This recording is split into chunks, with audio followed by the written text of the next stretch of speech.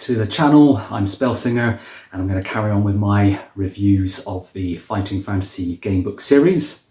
If you've seen my previous videos, you'll be familiar with this now. I'm just going to talk a little bit about the title and book number for this entry, and then I'll read the blurb from my copy, talk a little bit about the plot and the game mechanics and adventure sheet, see if they're any different from the previous books. And then we'll look at the artwork, which I always run through this video, talk a little bit about some of my likes and dislikes, and maybe some fun facts, and finish on a summary and score for this book.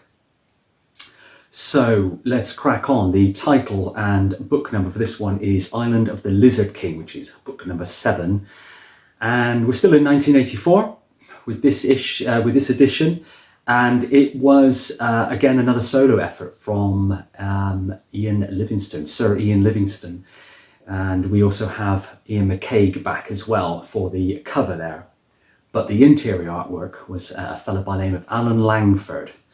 And like I say, through the video, you'll get to see a bit of what that looks like. So just to read the blurb on this book. Kidnapped by a vicious race of lizard men from Fire Island, the young men of Oyster Bay face a grim future of slavery, starvation, and a lingering death. Their master will be the mad and dangerous Lizard King, who holds sway over his land of mutants by the strange powers of black magic and voodoo. Will you risk all in an attempt to save the prisoners? Well, of course.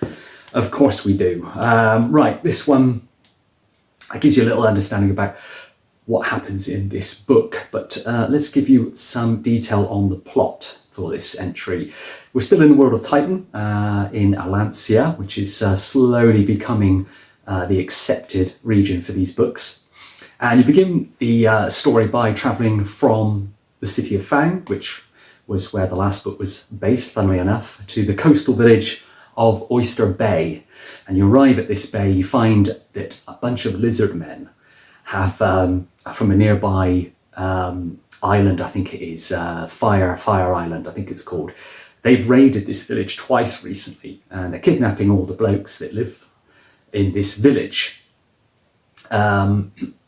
Your friend Mungo lives there as well, and he announces that he's going to go and sail to Fire Island and try and put a stop to all this nonsense and rescue all these people that have been kidnapped.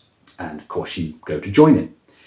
Once you get there, the first choice is, funnily enough, to go either left or right. And you think, well, this is very similar ground now that we're getting into. But of course, either way you go, left or right, you make it about halfway up the beach of this island before Mungo is snatched up and killed by either a giant crab, if you went one way, or pirates, if you went the other. So he doesn't actually last very long, which is a shame. After burying Mungo, you head into the tropical jungle, you head inland, and the first part of the adventure is quite similar to earlier books. You know, yes, particularly the Forest of Doom. It's got that kind of Forest of Doom vibe where you wander about, but this time it's obviously a Caribbean setting. An early encounter reveals some headhunters and a group of pygmies as well, I think, but the other encounters are quite forgettable, unfortunately. It's your average creatures, but yeah, there's a few encounters that sort of tie into the overall narrative a bit later on, which would make sense. Like, for example, you bunch into some escaped slaves, which you imagine you probably would do from these mines where they're being forced to work. So that kind of fits the story quite nicely.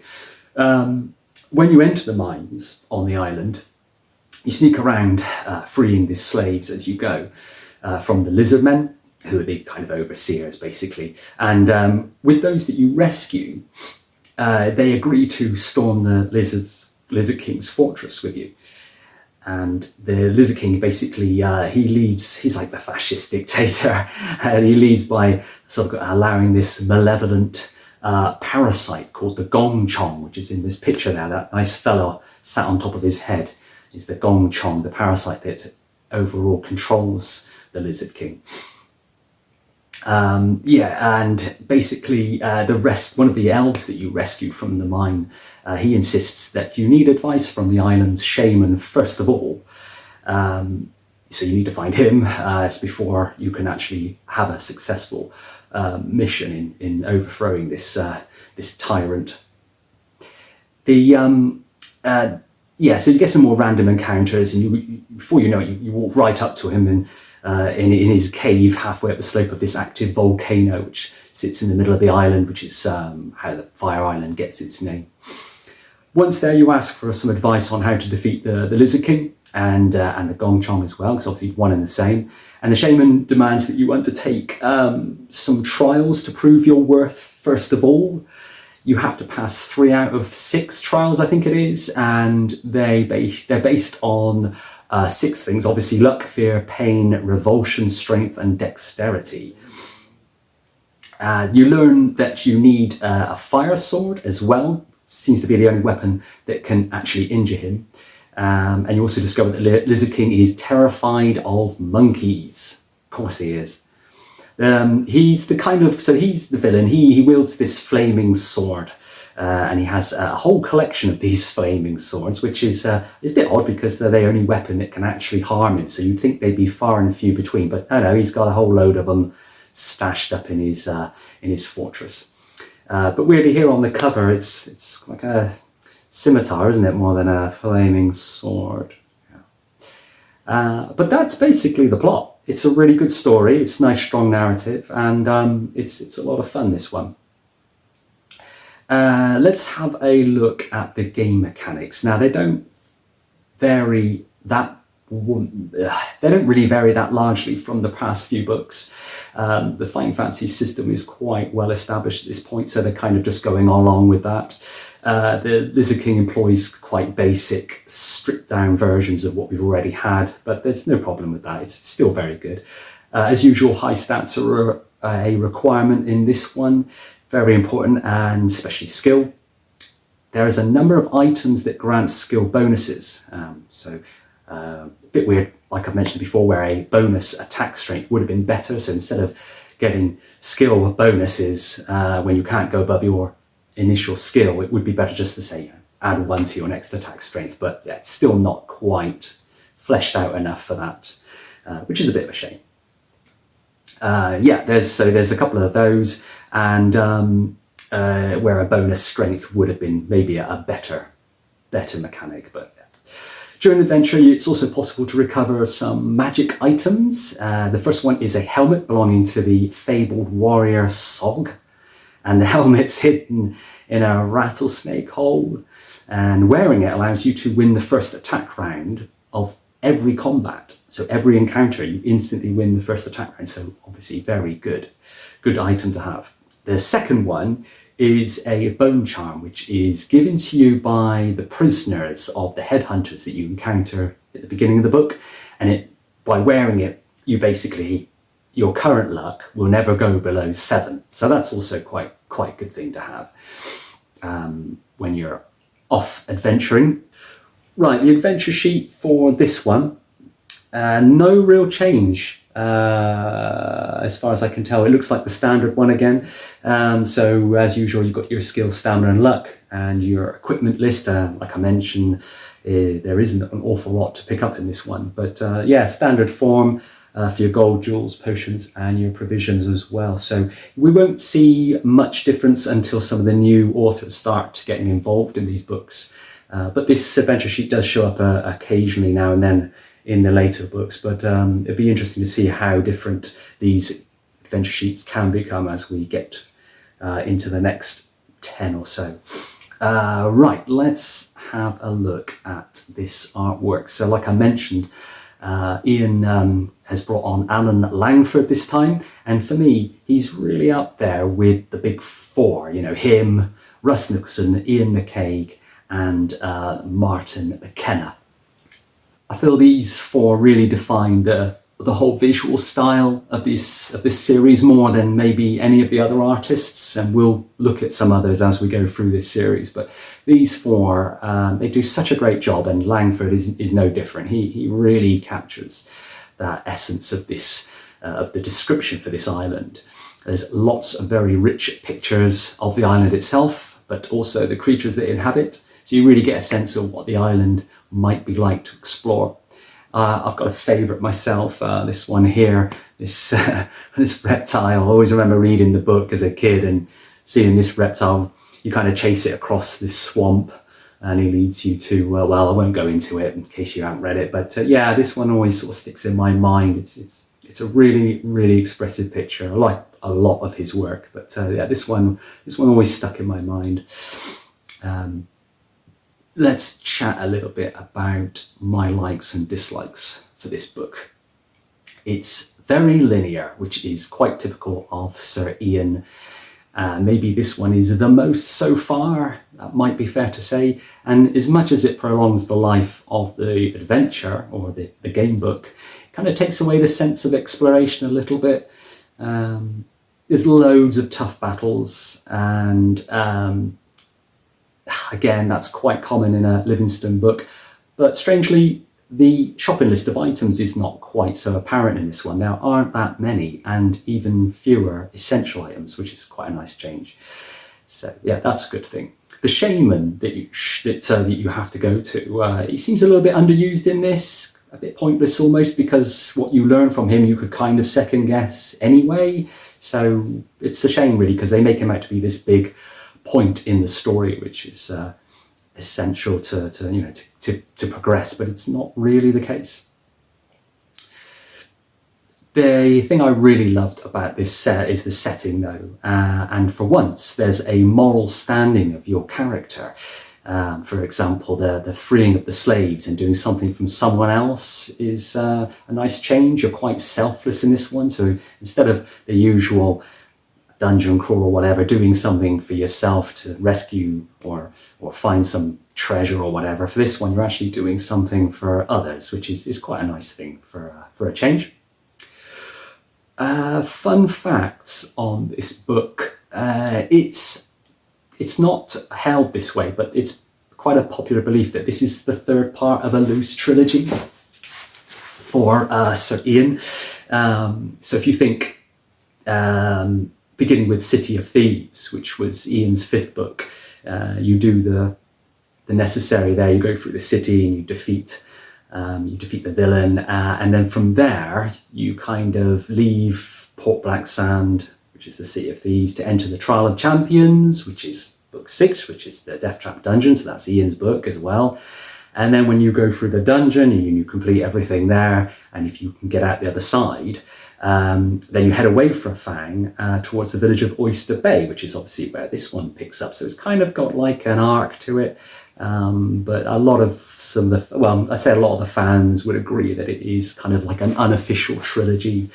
And then, so you end up at the island of the Lizard King with your friend Mungo. So it kind of finishes off the adventure, and you can almost think that this is one character throughout the 3 stories almost. Right, a summary and score for this book. The story is quite strong. It has various encounters, and the jungle setting is a new one for the Fighting Fantasy world. It's not maybe the most original, but it's still different, which you've got to applaud. In terms of finding the correct path, this book is quite forgiving in that you can wander around whenever you like, and there's no real instant deaths for choosing east instead of west, which is always a good thing as well. It is a bit linear. There are a few paths you can take, but very quickly you will be diverted back to the one true path before you can get too far. In mechanical terms, the book is tough, and it can require maybe a skill of 10 or more for you to succeed this one. The book, it does rely heavily on luck for its challenges more than anything else really.